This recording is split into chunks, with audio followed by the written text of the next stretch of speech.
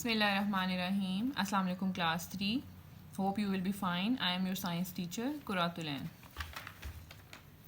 In chapter number 2, that is parts of flower, we already learned about classification of plants, that plants can be classified into flowering and non-flowering plants according to their similarities. And other topic was parts of flower, that is calyx, corolla, stamen, carpels and pistils. Today we will start its exercise, that is question answers on your notebooks. So students, please open your notebooks, draw margin lines, mention date and date.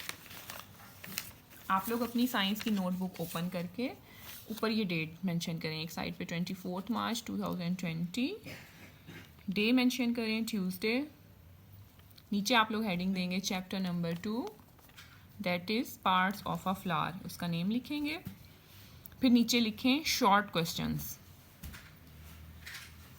Short question लिख के then आप लोग question लिखना start करेंगे.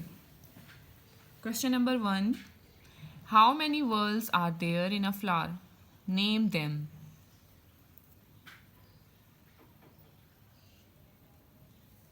A flower has 4 whorls, that is calyx, corolla, stamen and pistil.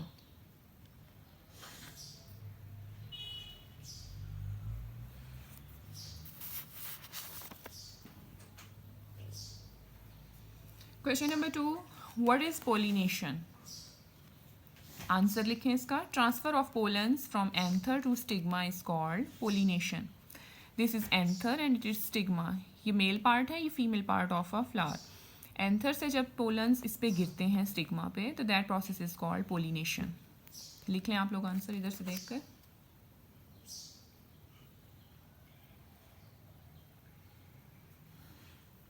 Question number 3, name some plants that have separate male and female flowers. ऐसे plants का name लिखें जिनमें अलग अलग मेल फीमेल फ्लावर्स लगते हैं. आंसर लिखें इसका. मेज, क्यूकम्बर एंड पपाया.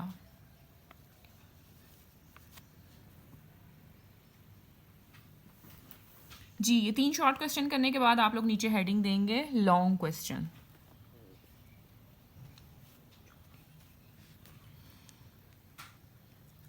क्वेश्चन लिखें. What are reproductive parts of a flower, describe structure. Reproductive parts कौन से होते हैं फ्लावर के, उसमें आप मेल पार्ट्स भी मेंशन करेंगे, फीमेल पार्ट भी मेंशन करेंगे. आंसर लिखें. Reproductive parts of a flowers are stamen, that is male part, and pistil, that is female part.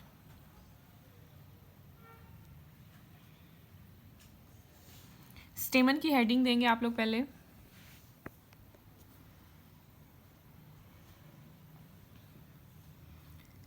स्टेमन consist of filament and anther.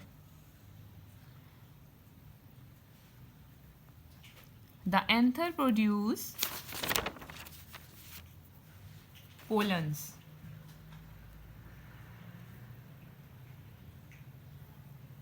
फिर हेडिंग देंगे pistol.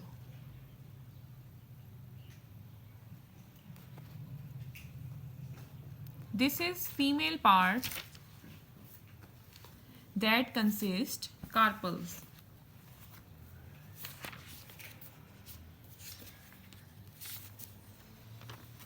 Carpel consist of stigma, style, ovary and ovules.